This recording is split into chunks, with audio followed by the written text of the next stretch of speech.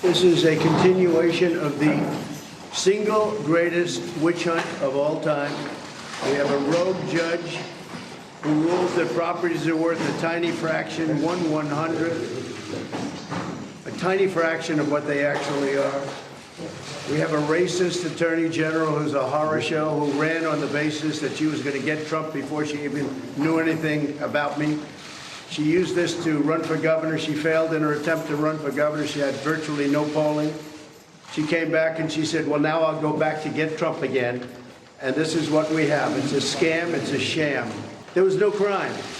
The crime is against me because we have a corrupt district attorney, but we have a corrupt attorney general. And it all comes down from the DOJ. They're totally coordinated this in Washington because I'm the leading candidate. I'm leading Biden by 10 points, and I'm leading the Republicans by 50 and 60 points. Donald Trump was doing what he'll probably be known for the most, complaining about the legal system coming for his ass after a lifetime of conning anyone that he came into contact with.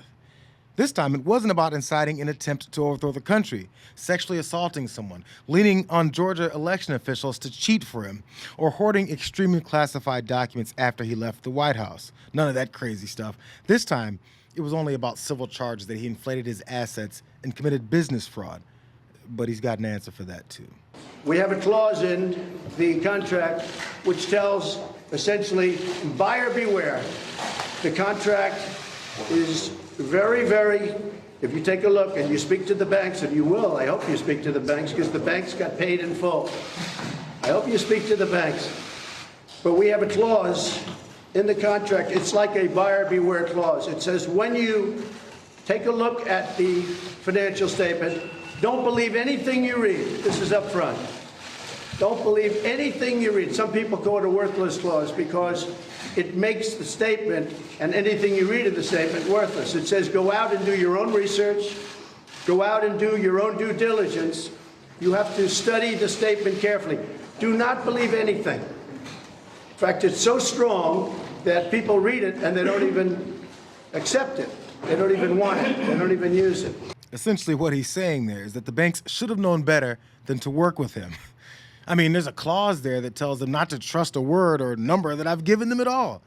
That's the thought process. It's looking more and more like Trump voters should have been able to review some kind of a voter beware clause before supporting him, especially since one of his complaints about not having a jury for this case seems to be his attorney's fault. I was going to come out and say that, as you know, we're not entitled to a jury, which is pretty unusual in the United States of America, so we think it's very unfair that I don't have a jury. I have to address this one common misconception in the press, and unfortunately, it just keeps getting repeated, which is that we had this great option to have a box checked for a jury. No, we didn't have that. That's not how this works. They brought it under Section 6312, which is a very narrow, not appropriately used section of the law, which is for consumer protections, not this. Even though there's a bunch of legal maneuvering and knowledge involved in this process, as usual, this looks like a missed opportunity by Trump's team. After alienating nearly every attorney that would work with him, Trump might be at the mercy of representation that might not have a full grasp on how to handle this case, because his impeachment attorney, David Schoen, had a different opinion than Alina Habba. But isn't she missing the point that when you look at civil practice law and rules, Section 4102, it says that a defendant has to request a jury trial within 15 days of the complaint? Was this a mistake, an error by Trump's legal team?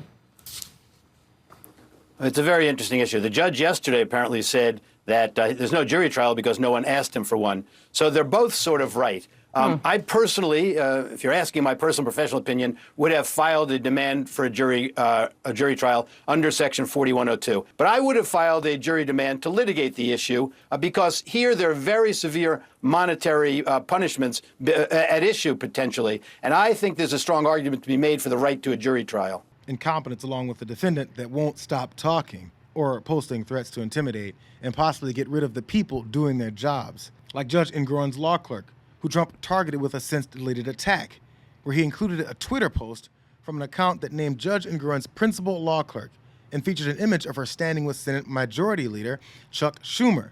The post asks, why is Judge Engoron's principal law clerk Allison R. Greenfield palling around with Chuck Schumer? Trump commented on that post, writing, Schumer's girlfriend, Allison R. Greenfield is running this case against me. How disgraceful. This case should be dismissed immediately. He then included a link to her personal Instagram account, which has since been set to private. I'm sure this latest round of mobster tactics will have him off the hook in absolutely no time.